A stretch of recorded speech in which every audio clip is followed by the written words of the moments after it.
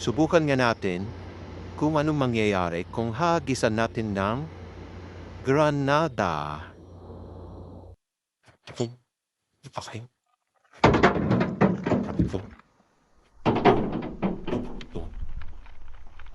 Ay, wait. Oh, oh.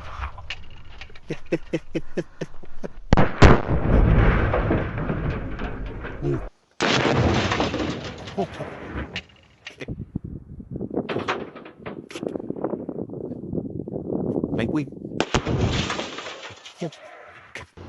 Oh, ayan. Tingnan nyo, di ba? Isang granada sa buglahat. Mga pintuan. Naghiwalay-hiwalay. Di ba? Paano na kaya kung hagisan ko ang pamyuna? Di ba? Merkado.